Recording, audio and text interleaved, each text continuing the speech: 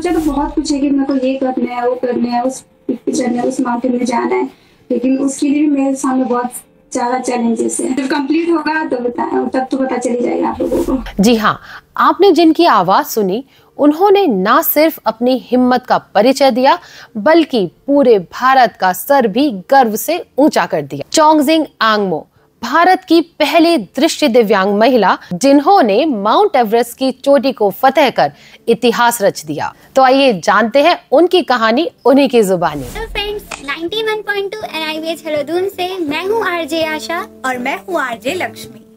दोस्तों, आज हमारे साथ बहुत ही खास मेहमान है जिनकी कहानी न केवल प्रेरणादायक है, जिनकी कहानी ने ये प्रूफ किया है कि अगर हम सच्ची मेहनत करते हैं और हमारे अंदर कुछ सीखने या करने की इच्छा शक्ति होती है तो हम हर सीमा को पार कर सकते हैं। हिमाचल प्रदेश किन्नौर की रहने वाली चोंगजिंग एंगमो साहस की मिसाल और प्रतिभा की धनी। तो आपका हमारे स्टूडियो में बहुत बहुत स्वागत है। मैं इनका परिचय आपसे करा दूं। ये गोल्ड मेडलिस्ट हैं, स्पोर्ट्स पर्सन हैं और इन्होंने कई नेशनल लेवल गेम्स में हिस्सा लिया है। तो चोंगजिंग एंगमो, आपका हमारे स्टूडियो में बहुत बहुत स्वागत है। तहे दिल से धन्यवाद आप दोनों को। तो एंगमो, हम सबसे पहले आपके बचपन के बारे में जानना चाहते हैं कि आपका बचपन कैसा रहा और आपने अपनी पढ़ाई कैसे पूरी की। Thank you Asha ji. मैं एक बहुत छोटे से गांव से बिलोंग करती हूँ। ऑलरेडी मैम आपने यहाँ पे मेंशन कर दिया है, किन्नौर डिस्ट्रिक्ट, हिमाचल प्रदेश। तो when I was 8 years old, so I lost my sight, तो due to reaction of medicine. और उसके बाद जो लाइफ थोड़ा चैलेंजिंग रहा है।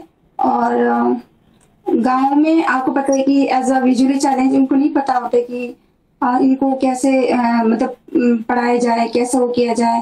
तो थोड़ा सा बचपन मेरा रहा है। पेरेंट्स का सपोर्ट तो बहुत अच्छा रहा है। अभी भी मतलब जितने भी लाइफ में जितने भी मैंने अभी तक अचीव किया है, मेरे पेरेंट्स का बहुत ज्यादा हाथ है उसके ऊपर। और कहा जाए तो मैंने अपनी स्कूलिंग जो है लद्दाख से किया है। और लाइफ में as a second time education को अडॉप्ट करने का अवसर मिला है। तो उसके बाद जो मेरी लाइफ जो है टोटली चेंज हो गया है, क्योंकि मैंने अपनी स्कूलिंग जो है लद्दाख से किया है, MISC इंटरनेशनल मेडिटेशन सेंटर ले लद्दाख से। तो वहीं से जो है मेरी जर्नी जो है शुरू होती है। As I got a second life, ये कहना चाहूँगा। तो आपके पेरेंट्स ने आपको सपोर्ट किया और आपने इतना कुछ अचीव किया, ये बहुत अच्छी बात है। और बिल्कुल एंगमो, आपने पढ़ाई के साथ साथ खुद को स्पोर्ट्स में भी प्रूव किया है। तो आपको पहली बार ऐसा कब लगा कि आप इस फील्ड में भी कुछ बड़ा कर सकती हैं? हाँ जी आशा जी, मैंने स्कूल में भी था करने की इच्छा कि स्पोर्ट्स करे जैसे बाकी बच्चे करते हैं। मैंने जिस स्कूल से पढ़ाई की है वो है साइटेड, मतलब जनरल स्कूल है। वहाँ पे ब्लाइंड बच्चों का स्कूल नहीं है। तो मैंने बाकी बच्चों के साथ बैठ के पढ़ाई की है। तो स्पोर्ट्स बहुत खेलना भी चाहते हैं, तो टीचर को कोई आइडिया नहीं था कि इनको कैसे खिलाया जाए। तो मैं नहीं खेल पाती थी। उसके बाद जब मैंने 2015 में जो है कॉलेज में आई, मतलब दिल्ली यूनिवर्सिटी में रंडा हाउस कॉलेज में, तो वहाँ पे मैंने देखा खेलते हैं, मतलब जो अपने जैसे जो VI बच्चे हैं स्पोर्ट्स में पार्टिसिपेट करते हैं। तो मैं भी उनके साथ जाके देखती थी कि कैसे खेलते, क्या खेलते हैं। तो वहीं से मेरे अंदर ये आई कि मुझे भी खेलना चाहिए, मुझे भी अच्छा लगा। वहीं से मैंने स्टार्ट किया है स्पोर्ट्स। मतलब हम ये कह सकते हैं कि आपका कॉन्फिडेंस बिल्ड हो गया जब आपने दूसरों को देखा। हाँ जी।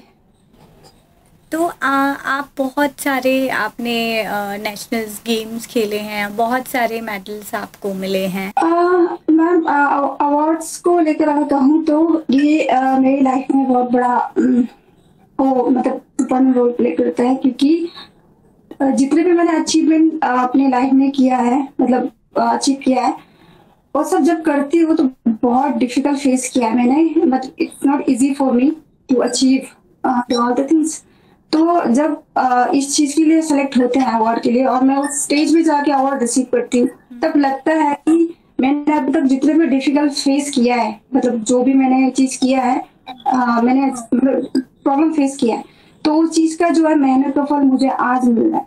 और दूसरी बात ये है कि वहाँ पे जिस तरह से हॉल में लोग गैदर होते हैं, 400-500 लोग होते हैं, तो हम जब रिसीव करते हैं अवार्ड और हमारे बारे में जो डिटेल में बताया जाता है, तो लोगों के अंदर एक अवेयरनेस फैलती है कि कहते हैं कि यार ये लोग भी ऐसा भी करते हैं। तो जब अवार्ड सेरेमनी खत्म होते हैं तो लोग मेरे सामने आके पूछते हैं कि आपने ये सब कैसे किया और कैसे करते हैं, और अपने बच्चों के लाके समझाते हैं कि ये लोग ऐसे लोग भी ऐसे करते हैं। तो यहाँ पे एक अवेयरनेस भी आ जाता है लोगों के अंदर, क्योंकि सोसाइटी में एज अ विजुअली चैलेंज और अदर डिसेबिलिटी को लेकर बहुत सोच अलग है। तो ये चीज वहाँ हो जाता है, तो मेरे बहुत मतलब इम्पोर्टेंट रोल प्ले करता है अवार्ड के लिए। बिल्कुल, पर इतना कुछ होने के बाद भी आपने अपनी लाइफ में हार नहीं मानी, ये बहुत बड़ी बात है। आपने कहाँ से इंस्पायर हुई आप, और किसने आपको इसके लिए सपोर्ट किया? इसके लिए तो सपोर्ट तो क्या बोलूं आशा जी, क्योंकि जब साइकिलिंग लोग कर रहे थे तो मेरे को कहीं से मिल गया था सोशल मीडिया के थ्रू कि साइकिलिंग हो रही है मनाली टू खरदुंगला। जैसे मैंने मनाली टू खरदुंगला किया है 2018 में, और second time across 3 state, Bangalore, Kerala, Tamil Nadu, और लास्ट ईयर हमने स्पीति मनाली टू स्पीति वैली किया था। तो ये सब जो हो रहा है सोशल मीडिया की तरफ मुझे दिख जाता है कि ये सब हो रहा है फॉर पर्सन विद डिसेबिलिटी के लिए, तो मैं मतलब अप्लाई करती हूँ। तो ऐसा किसी को इंस्पायर होकर नहीं किया मैंने, बस अपना ये था कि मुझे करना है ये चीज, तो मैं वो चीज करती थी। और अगर आप माउंटेनियरिंग की बात करते हैं तो माउंटेनियरिंग मेरा पहले से, जब मैं स्कूल में थी तब से लगता है कि मुझे ट्रैकिंग करना है, माउंटेनियरिंग करना है, लेकिन कभी मौका मिला नहीं।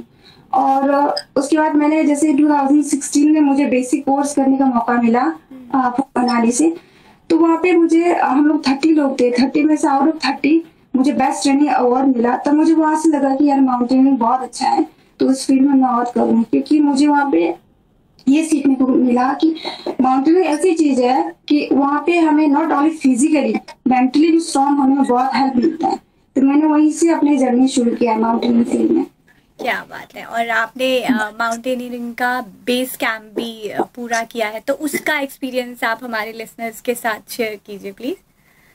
हाँ, last year Everest base camp की बात कर रहे हैं आप? हाँ, तो एवरेस्ट बेस कैंप ये मेरा फर्स्ट इंटरनेशनल ट्रैक था। पहले तो मैं अपने इंडिया में करती थी, और बहुत डिफिकल्ट था कि इंटरनेशनल में जाके करना, क्योंकि फाइनेंशियली भी बहुत ज्यादा होता है, तो it's not easy for me to do go in international level. So मुझे अपॉर्चुनिटीज मिल दिया, फिर मैंने इंटरनेशनल लेवल पे किया ये एवरेस्ट बेस कैंप। और मुश्किल तो नहीं था मेरे लिए, मतलब अकॉर्डिंग टू मी, कि मेरे लिए डिफिकल्ट नहीं, बाकी लोगों के लिए हो सकता है। और अगर मैं एक्सपीरियंस बताऊं तो वहाँ पे जिस तरह से लोग मिल रहे थे रास्ते में, उनको यही नहीं पता चल रहा था कि ये मैं जो ट्रैक कर रहा है ये ब्लाइंड है, क्योंकि वहाँ पे जब हम चलते हैं तो वॉकिंग स्टिक्स तो सबने उठाया होता है, तो मैं भी वैसे नॉर्मली चल रही थी, जस्ट अपने गाइड को फॉलो करते हुए। तो लास्ट में उनको जैसे मेरे गाइड बताते कि इनको नहीं दिखता है, तो लोग बहुत हैरान हो रहे कि हाँ ऐसे लोग भी करने आते हैं। और कोई कोई लोग होते हैं ना जैसे गिव अप करने वाले होते, थक रहे हैं, नहीं हो पाएगा, जैसे हमें देख के उनके देखिए इंस्पायर होता है कि ये लोग कर सकते तो हम क्यों नहीं कर सकते। तो बहुत अच्छा लगा, मतलब वहाँ पे जिस तरह से वहाँ पे लोग ऑल ओवर कंट्री से लोग आते हैं, ऐसा नहीं कि एक ही कंट्री के, ऑल ओवर कंट्री से सबसे मिलने का मौका मिलता है, बातें करने का, एक्सपीरियंस शेयर करने का, बहुत अच्छा लगता है। बिल्कुल, बहुत अच्छा लगता है जब आपको देखकर लोग इंस्पायर होते हैं। तो बिल्कुल। और ये बताइए आप एंगमो कि आपने जब ये बेस कैंप पूरा किया था तो आपने किन किन बातों का ध्यान रखा कि आपको कोई चैलेंज ना आए? उस पे सबसे पहले डिपेंड करता है अपने गाइड के ऊपर, ठीक है। गाइड जिस तरह से आपको गाइड मतलब वो रास्ता बताते जो करते उनको फॉलो करना है आपको। और आपको अगर जैसे मतलब कंफर्टेबल नहीं लगता है तो जैसे आपको वो करना है, आपको गाइड को बताने कि आप ऐसे गाइड करें कि हमें ऐसा लगे तो ऐसा अच्छा लगता है। तो मैं पहले से करती थी, छोटा मोटा ट्रैक अपने इंडिया में करती रहती थी, तो मुझे इतना चैलेंजेस फेस नहीं हुआ। और जब भी ऐसा लगता है थोड़ा बहुत तो मैं अपने गाइड से शेयर करती हूँ, तो गाइड मुझे बता देते कि ऐसे करना है, ऐसे करना है। ज़्यादा चैलेंजेस फेस नहीं हुए हैं। ओके, तो आपकी पूरी तैयारी थी क्योंकि आप ऑलरेडी इसकी प्रैक्टिस कर रही थी। हाँ, इसलिए तो मैं कह रही हूँ कि एवरेस्ट बेस कैंप मेरे लिए बिल्कुल टफ नहीं था, बहुत इजी था। ओके अमो, आपने सियाचिन ग्लेशियर पर चढ़ाई करने वाली दिव्यांग टीम का हिस्सा बनकर विश्व रिकॉर्ड बनाया है, तो आपका उसका अनुभव कैसा रहा? सियाचिन पता ही है आप लोगों को, वर्ल्ड का सबसे हाईएस्ट बैटलफील्ड है। तो वहाँ तो हम तो छोड़ो, मतलब जो सिविलियन लोग हैं उनको इन लिए भी अलाउ नहीं है वहाँ पे। तो मतलब मेरे लिए बहुत क्या कहते हैं, जैसे लकी सौभाग्य बोलते हैं ना, वही था मेरे लिए। क्योंकि कभी मैं स्कूल में जब होती थी लद्दाख में, तो बताती थी सियाचिन के बारे में, ये होता है वहाँ पे होता है, बुक वगैरह पढ़ती थी और लोगों से सुनने को मिलता था। कभी ये नहीं सोचा था कि उस जगह में कभी मैं भी पहुंचूंगी। तो जब मौका मिला, ट्रेनिंग हुई, हमारा ट्रेनिंग हुई, सब कुछ हुआ और मैं सेलेक्ट होकर वहाँ गई थी। तो मुझे बिलीव ही नहीं हो रहा कि जब मैं बुक में पढ़ती हूँ, लोगों से सुनती हूँ, उस जगह पे मैं आज जा रही हूँ। मैं बहुत बहुत खुशी हो रही थी खुद को। और जिस तरह से हम आर्मी के बारे में सुनते हैं, वो लोग हमारे देश की रक्षा करते हैं वहां पे बैठ के, तो हमने देखा है रियल लाइफ में भी वो लोग कैसे रहते हैं, कैसे सर्वाइव करते हैं, कितना हार्ड वर्क करते हैं। तो इसलिए मैं अपने देश की आर्मी को भी सल्यूट करती हूँ, उनके वो सब कुछ को देखकर। और बाकी तो एक्सपीरियंस तो बहुत अच्छा रहा, जो गाइड थे सब लोगों ने बहुत सपोर्ट किया। हाँ आशा जी यही थी। क्या बात है, आपकी आवाज़ सुनकर पता चल रहा है कि आपको बहुत अच्छा लगा और आप बहुत खुश हैं कि आप उस टीम का हिस्सा रही हैं। मुझे लगता है कि हर किसी के फ्यूचर गोल्स होते हैं, क्यों आशा? बिल्कुल। तो हम ये जानना चाहते हैं कि आपके फ्यूचर गोल्स क्या क्या हैं जो अभी तक आपने प्लान्स किए होंगे अपने लिए। फ्यूचर के गोल्स तो बहुत कुछ है कि इतने ट्रैक करने, इतने माउंटेनियरिंग करने है अभी, लेकिन उस नहीं हो पाया क्योंकि बहुत सारे चैलेंजेस फेस करना होता है। क्योंकि अभी तक जितने मैंने भी किए उसमें भी बहुत सारे चैलेंजेस फेस करते हुए मैंने किया है। तो आगे भी सोचा तो बहुत कुछ है कि मेरे को ये करना है, वो करना है, उस पे चढ़ना है, उस माउंटेन में जाना है, लेकिन उसके लिए भी मेरे सामने बहुत ज्यादा चैलेंजेस है। तो उस चीज का अभी मैं डिटेल में नहीं बता सकती। जब कंप्लीट होगा तो तब तो पता चली जाएगा आप लोगों को। बिल्कुल बिल्कुल। पढ़ाई करना, स्पोर्ट्स में आपको रुचि है, इसके अलावा आपकी और क्या हॉबी है? अगर छोटा मोटा हॉबी की बात करें तो जैसे मैं कुकिंग करना पसंद है, मुझे नीटिंग करती हूँ, और बाकी योगा वगैरह, और कभी बुक्स वगैरह रीड करना, बस ये पसंद है मुझे। मतलब फ्री रहना नहीं पसंद मुझे, मतलब कुछ ना कुछ करना ही है, नई नई चीजों को सीखना पसंद है मुझे। ओके, तो ऐसा कौन सा सपना है जो आप पूरा करना चाहेंगी, जो आपको अभी बाकी है करना, जो अब तक आपने नहीं सोचा है? सपना तो बहुत बड़ा सपना है लेकिन वो चीज का नहीं पता कब पूरा होगा। मुझे 7 समिट कंप्लीट करना है। हाँ। तो मतलब आप इतनी सारी चीज़ें अचीव कर चुकी हैं अब तक, और हर किसी का ना एक बेस्ट मूवमेंट होता है जहाँ उसको सबसे ज़्यादा अच्छा लगता है। तो आपकी लाइफ का सबसे मेमोरेबल बेस्ट मूवमेंट कौन सा है जिसे आप हमेशा याद रखना चाहेंगी? मेरा बेस्ट मूवमेंट है जब पहली बार मैं लद्दाख पहुंची, मतलब बच्चों के साथ मिलती हुई, और मुझे एजुकेशन मतलब पढ़ने का मौका मिला, फिर से एक नई लाइफ मिली। वो मेरा बेस्ट मोमेंट है। और वो जहाँ से मैंने अपनी स्कूलिंग की है वो मेरा एज अ सेकंड होम भी है अभी। तो उस जगह को मैं इतना अच्छा, मतलब अपना मेमोरेबल जगह मानती हूँ कि मैं कभी भूल ही नहीं सकती हूँ। ये क्या है, तो ये आपको हमेशा याद रहेगा, और वाकई यादें हमारी दिलों से जुड़ी होती हैं, वो हमेशा हमें याद रह जाती हैं। जी, तो अमू, आप लास्ट में उन लोगों को क्या मैसेज देना चाहेंगी जो अभी भी कठिनाइयों का सामना कर रहे हैं और अपने सपनों को पूरा करना चाहते हैं? उन सबको मैं यही कहना चाहूंगी कि जैसे सपनों को पूरा करना, जैसे मैं कहती आ रही हूँ वो इजी नहीं है, हमारे लिए बहुत चैलेंजेस हैं, लेकिन उस चैलेंजेस को जो है आप एक डिफिकल्टी के वे से ना देखें, एक अपॉर्चुनिटी के रूप में देखें, ठीक है। और जब भी ज़्यादा चैलेंजेस फेस होते हैं तो आप एक नेगेटिव वे से भी ना देखें, पॉजिटिव वे देखें और उसके लिए एक सोल्यूशन ढूंढे नया सा। अगर जिस फील्ड में आपको टफ आ रही लगता है कि आप नहीं हो पा रहे, कैसे होगा, तो उसके लिए अलग सोल्यूशन हो सकता है। आप इजीली गिव अप मत कीजिए, उसका सोल्यूशन ढूंढिए और आगे बढ़िए। अगर आप उस चीज को सोल्यूशन ढूंढते रहेंगे और अपनी हिम्मत को कभी मतलब गिव अप मत करना, हमेशा ऐसे बनाए रखना और आगे बढ़ते रहना, तो होते ही रहेगा। बिल्कुल सही कहा अम्मू आपने, क्योंकि आपकी कहानी से भी हम सब ने यही सीखा है कि कितनी भी मुश्किलें हो हमें उनसे हार नहीं मानना चाहिए और गिव अप करने की बजाय हमें हमेशा सॉल्यूशंस ढूंढने चाहिए। तो आज हमने चॉन्गजिन एंगमो की जर्नी के बारे में ये जाना कि उन्होंने किस तरह से अपने चैलेंजेस को फेस किया और अपनी लाइफ में आगे बढ़ी और इतना कुछ अचीव किया है।